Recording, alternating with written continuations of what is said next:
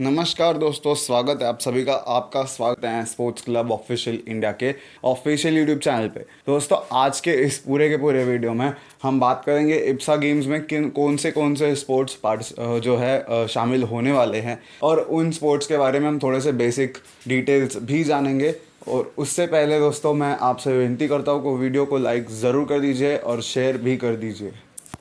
पर स्पोर्ट्स बताने से पहले मैं चाहता हूँ कि आप लोगों को इप्सा वर्ल्ड गेम्स की जो है हिस्ट्री बताऊँ। तो इप्सा वर्ल्ड गेम्स 2023 जो होने वाले हैं, उन्हें ऑर्गेनाइज कौन करता है, ये आप ज़रूर पूछते होंगे। तो जो इप्सा गेम्स है उन्हें ऑर्गेनाइज करती है इंटरनेशनल ब्लाइंड स्पोर्ट्स एसोसिएशन, या आप बोल सकते हैं स्पोर्ट्स फेडरेशन भी। तो वो ऑर्गेनाइज करते हैं पूरी तरह से जो गेम्स है उन्हें, और काफ़ी महत्वपूर्ण है क्योंकि जब ये लोग ऑर्गेनाइज करते हैं काफ़ी महत्वपूर्ण तरीके से, बहुत बड़े इवेंट टाइप्स ही होते हैं। ब्लाइंड कम्युनिटी में सबसे बड़ा इवेंट कहा जाता है स्पोर्टिंग इवेंट, क्योंकि देखिए सारे जो गेम्स है, सारे विजुअली इम्पेयर्ड एथलीट्स है, वो इकट्ठा होते हैं और बहुत ही बेहतरीन तरीके से खेल हमें देखने मिलता है। तो इस बार देखिए 10 स्पोर्ट्स होने वाले हैं, और 10 स्पोर्ट्स में आपको काफ़ी बेहतरीन मज़ा और काफ़ी कुछ देखने मिलेगा यार दोस्तों। तो 10 कौन से स्पोर्ट्स होते हैं उनके बारे में पहले हम जान लेते हैं, उसके बाद देखिए हम आगे बात करेंगे। दोस्तों, तो 10 स्पोर्ट्स होते हैं। मैं अभी स्पोर्ट्स के नाम बता देता हूँ, उसके बाद एक एक करके मैं सारे स्पोर्ट्स के बारे में बताऊँगा। तो देखिए, चेस ऑफकोर्स रहेगा, आर्चरी रहती है, टेनिस रहेगा, ब्लाइंड फुटबॉल रहेगा, क्रिकेट रहेगा, उसके अलावा गोल्ड बॉल रहेगा, पावर लिफ्टिंग रहेगा, पैरा जूडो रहेगा, 10 पिन बॉलिंग रहेगा और शोडाउन रहेगा। तो ये 10 स्पोर्ट्स जो है खेले जाएंगे। अब हम एक एक करके सारे स्पोर्ट्स के बारे में जान लेते हैं। उससे पहले हिस्ट्री के बारे में बात करते हैं। और 1998 से इस गेम्स की जो है शुरुआत हुई थी। जो सबसे पहले इप्सा गेम्स हुए थे, इप्सा वर्ल्ड गेम्स, वो खेले गए थे मैड्रिड में, स्पेन में 1998 में। 2003 में क्वेबेक में खेले गए थे, कनाडा में। 2007 में ये गेम्स गए थे ब्राज़ील, साओ पालो में। उसके बाद वो गेम्स आ गए थे एशिया। 2011 में टर्की में खेले गए थे, अंटोनिया में। उसके अलावा 2015 में फिर से वो एशिया में ही रहे थे, साउथ कोरिया के कैपिटल सिटी सियोल में खेले गए थे। और 2019 में गेम्स वापस गए थे और अमेरिका में खेले गए थे 2019 में, इंडियाना में, फोर्ट वेर्ने सिटी में। वो काफ़ी महत्वपूर्ण गेम्स थे, वहाँ पे भी मज़ा आया था। और 2023 वाला जो गेम है वो आप सभी जानते हैं कि वापस यूरोप में जाएगा, और ये जो है दूसरी बार यूरोप में गेम्स जो है खेले जाने वाले हैं। तो काफ़ी एक्साइटमेंट बिल्ड हो रहा है। और इस बार जो है यूके में होने वाले हैं, बर्मिंघम में। आप सब जानते ही हैं होस्ट सिटी कौन सी है। तो हम बात करते हैं 10 स्पोर्ट्स के बारे में, वेरियस स्पोर्ट्स जो है उसके बारे में बात करेंगे, कौन से स्पोर्ट्स और किस तरह से खेले जाते हैं। अगर स्टार्ट करते हैं हम चेस से, तो ऑफकोर्स चेस में कुछ ज़्यादा सिमिलरिटीज़ ही होती हैं, ज़्यादा कोई वो प्रॉब्लम्स जाती नहीं है। और यहाँ पे देखिए क्या है कि चेस में जो है कोई भी अपनी साइड के वजह से, ऐसा नहीं है कि B1 प्लेयर्स B2 प्लेयर्स के साथ नहीं खेल सकते, सभी खेल सकते हैं। यहाँ पे कोई ऐसा नहीं है बंधन की ये कैटेगरी के प्लेयर्स सिर्फ इसी कैटेगरी के साथ खेलेंगे।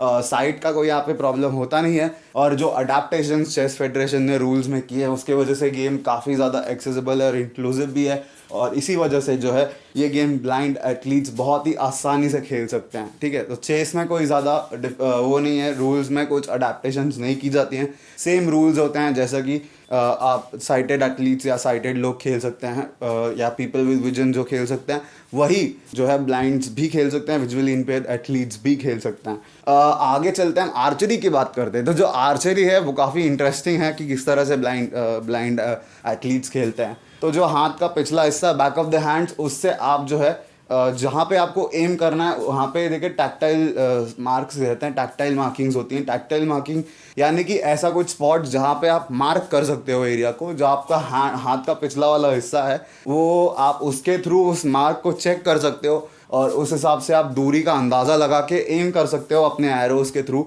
और वहाँ पे जो है साउंड फीडबैक भी ऑफकोर्स मिलता है जब एरो लगता है। तो कहाँ पे एरो लगा है वो आपको पता चल जाता है। तो इसको मैं सिंपल भाषा में समझाऊँ तो जो आपके हाथ का पिछला वाला हिस्सा है उसको आप जो है यूज़ कर सकते हो अपने आईज़ की तरह नेविगेट करते हुए कि आपको कहाँ एम करना है। जो आपके एम करने के लिए अलग अलग स्पॉट्स होते हैं वहाँ पे जो है मार्किंग्स लगी रहती हैं, यानी कि टैक्टाइल डायग्राम्स जैसे कुछ बने होते हैं, टैक्टाइली मार्क किया होता है। और उसके थ्रू आप मतलब चेक कर सकते हो कि आप कहाँ एम कर रहे हो और कहाँ आपकी दूरी है कितनी है, और उस हिसाब से आप एम कर सकते हो। ठीक है, ये जो है बेसिक जो तरह से गेम्स खेला जाता है। और जो बाकी कैटेगरीज हैं, अगर आप खेल रहे हैं तो यहाँ पे क्या होता है कि आपको जो है आई शेप्स वेयर करने होते हैं, ब्लाइंड फोल्ड वेयर करने होते हैं, ब्लाइंड फोल्ड पहनने होते हैं, ताकि आप फेयरनेस के साथ गेम खेल सको। जो B2 और B3 कैटेगरीज हैं उनके बारे में बोल रहा हूँ, तो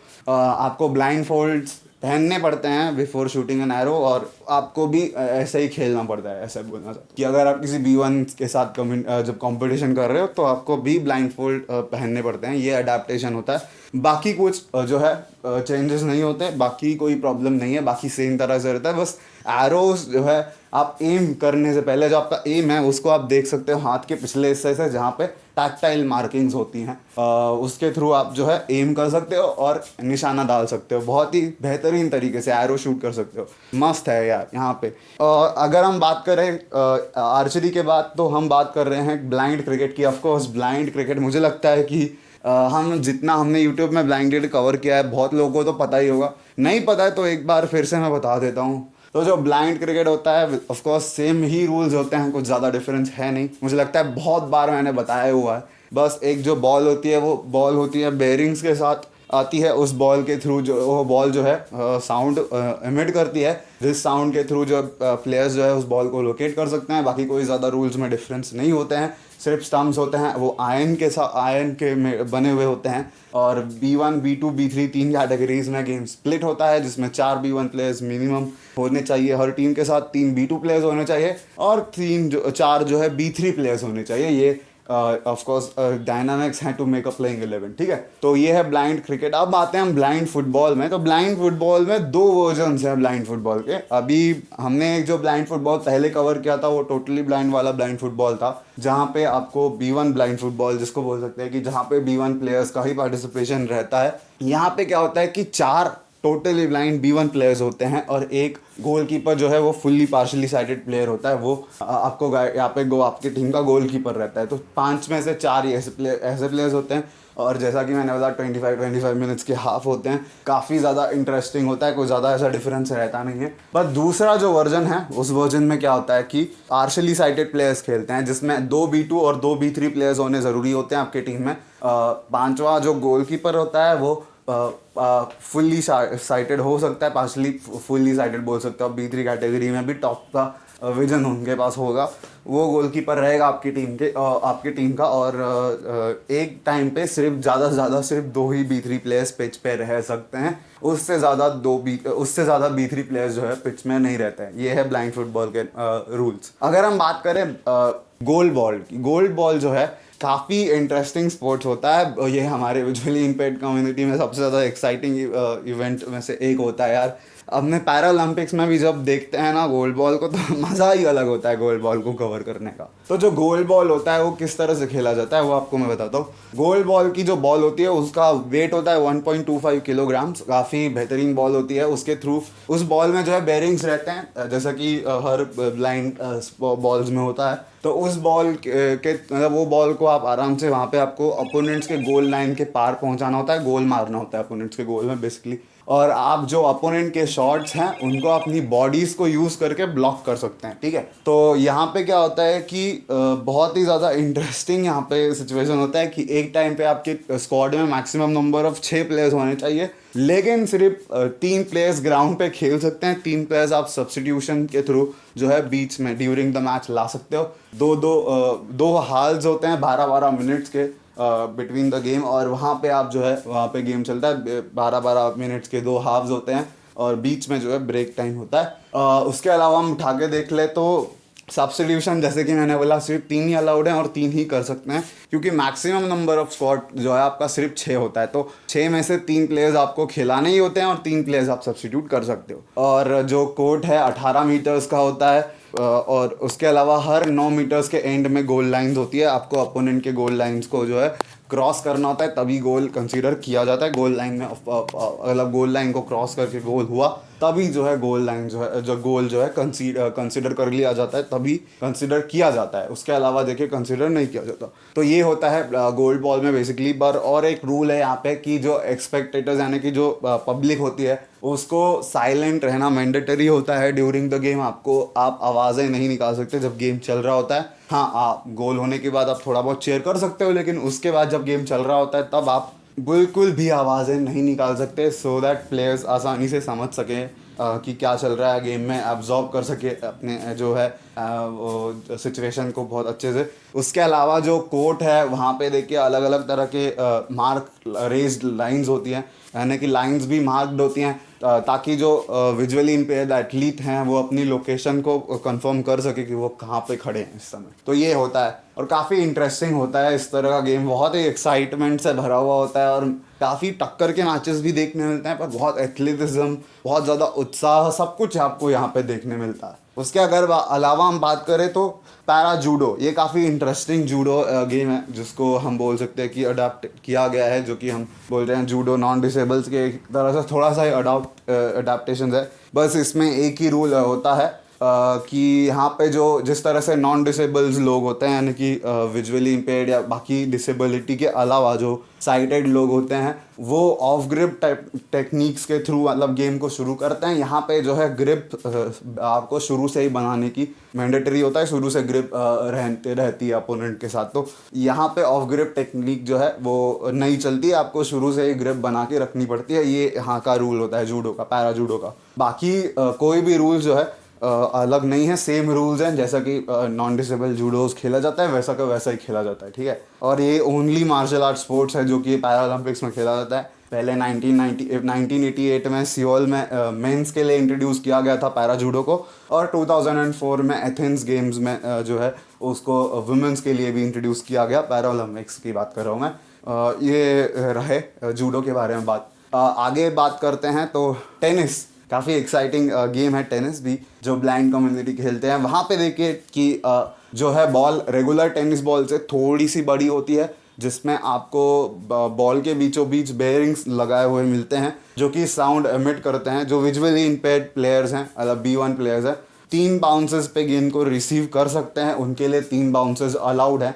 और जो रैकेट्स होते हैं, हर कैटेगरी वाइज कोर्ट चेंज होता है, तो जो रैकेट्स होते हैं कैटेगरी वाइज छोटे होते जाते हैं और नेट्स भी जो है वो और लो होते जाती हैं। उसके अलावा कुछ ज़्यादा डिफरेंस रहता नहीं। जो B1 का कोर्ट होता है, जो B1 कैटेगरी के लिए बना हुआ कोर्ट होता है टेनिस का, वहाँ पे आपको टैक्टाइल मार्किंग्स भी नज़र आती हैं, सो दैट आप जो है कोर्ट के थ्रू नेविगेट कर सको आसानी से। कोर्ट में जो अलग अलग तरह की डिज़ाइंस होती है वो टेनिस कोर्ट में जो B1 के लिए बना होता है, जिसको आप जो है टैक्टाइली मार्क होते हैं, जहाँ पे आप आराम से उसको अगर आप टच करते हो तो फील कर सकते हो कि आप कहाँ पे और आगे कहाँ है और किस तरह से लोकेशन जा रही है, तो ताकि ज़्यादा कुछ प्रॉब्लम ना हो, ठीक है। साथ ही गोल बॉल में मैं एक चीज़ बोलूँगा कि बैरियर लगा होता है कि आप जो है ज़्यादा बाहर ना घुस जाओ गेम के, तो एक बैरियर भी आपको वहाँ पे गोल बॉल के गेम में दिखता है। यहाँ पे भी वही सीन रहता है, काफ़ी आसानी से आप नेविगेट कर सकते हो, टैक्टाइल मार्किंग्स भी होती हैं इसलिए। उसके अलावा हम उठा के देख लें तो यहाँ पे भी बात करना चाहूँगा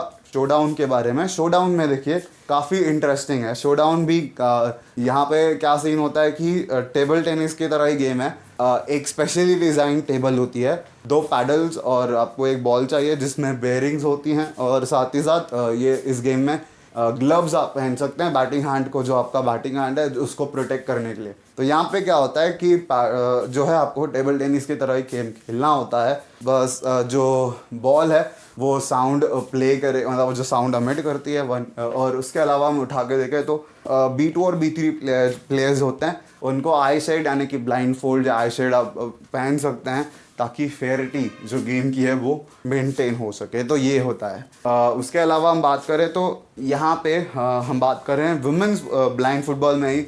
वुमेंस जो फुटबॉल होता है वहाँ पे B1 कैटेगरी प्लेयर्स जो है वो वहाँ पे B1 4 B1s खेल सकते हैं, पर ऐसा नहीं है कि वो B1 ही होना ज़रूरी है। मतलब ऐसा भी हो सकता है कि B2 या B3 भी रहें, लेकिन उनको ब्लाइंड फोल्ड पहनना कंपलसरी होता है। मेंस फुटबॉल में ऐसा कुछ नहीं, आपको B1 ही होना चाहिए। अगर आप B2 या B3 होते हैं तो आप नहीं खेल सकते।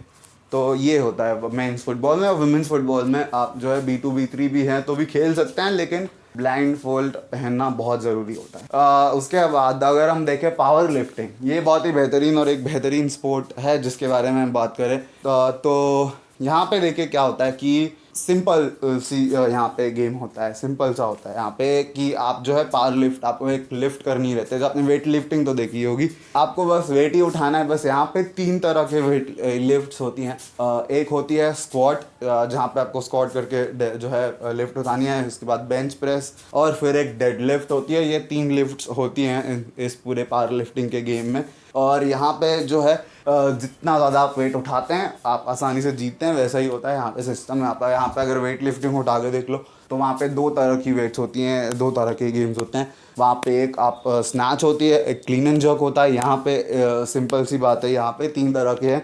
डेड लिफ्ट होती है, बेंच प्रेस होती है और स्क्वाड लिफ्ट होती है। इसमें मतलब आपको जो टोटल वो सिचुएशन है वो निकल के आता है। तो इस स्थिति में यहाँ पे ये होता है। उसके अलावा अगर हम उठा के देखें उसके अलावा, तो ये हैं ओवरऑल जो स्पोर्ट्स हैं जिसमें हम यहाँ पे 10 पिन बॉलिंग मैं बताना ही भूल गया आपको। 10 पिन बॉलिंग क्या होता है कि यहाँ पे देखिए 2 तरह के ऑप्शंस हैं। अगर आप यहाँ पे साइटेड गाइडेंस भी ले सकते हैं, पर उसमें क्या होता है कि जो साइटेड गाइडेंस है वो साइटेड गाइड जो है वो आपको जो बॉल है पिन्स के, जब आपको पिन में डिलीवर करना है बेसिकली वो बॉल को, तो जो बॉल है आप पिन में सीधा लाइन से स्ट्रेट कैसे फेंक सके हो, आपको उस लाइन पे वो अलाइन करके रख देगा, यानी छोड़ के रख देगा कि आप यहाँ पे रहो, यहाँ से आप फेंक सकते हो। उसके अलावा एक और है गाइडेड रेल्स बोलते हैं उसको। गाइडेड रेल्स जो है बहुत छोटे ट्यूब लाइक मेटल ऑब्जेक्ट्स होते हैं, बहुत ट्यूब लाइक होते हैं, मेटल के होते हैं। वो काफ़ी आसानी से आप उसको असेंबल और डिसअसेंबल कर सकते हो और स्टोर भी कर सकते हो अपने पास। तो वो जो गाइडेड रेल्स होते हैं उसके थ्रू आपको जो है, मतलब आप ऐसे कर दो वहाँ पे, तो गाइडेड रेल्स के थ्रू भी आप जो है 10 पिन बॉलिंग खेल सकते हो, उसमें भी आसानी होती है। ये 2 कैटेगरीज होती हैं। उसके अलावा देखें तो काफ़ी एक्साइटिंग और स्पोर्ट्स इस समय है नहीं, पर बहुत ही एक्साइटमेंट भरा यहाँ पे होने वाला है किस तरह से आप चलते हैं। और इंटरेस्टिंग होगा कि हमें कितने मेडल्स मिलेंगे इंडिया एज अ कंट्री को, और हम बिल्कुल अपने तरफ से पूरा एफर्ट डालना चाहिए। हमारे एथलीट्स डालेंगे, मुझे पता है कि पूरा एफर्ट डालेंगे, जितनी ज़्यादा हो सके उतनी ज़्यादा मेडल्स हमारे लिए लेकर आएंगे और उम्मीद करते हैं कि अच्छा परफॉर्मेंस रहे। Also I would like to request आप लोगों से कि भाई साहब चैनल को सब्सक्राइब ज़रूर कर दीजिएगा, बेल आइकन को भी प्रेस कर दीजिएगा। तब तक के लिए मिलते हैं अगले वीडियो में। धन्यवाद।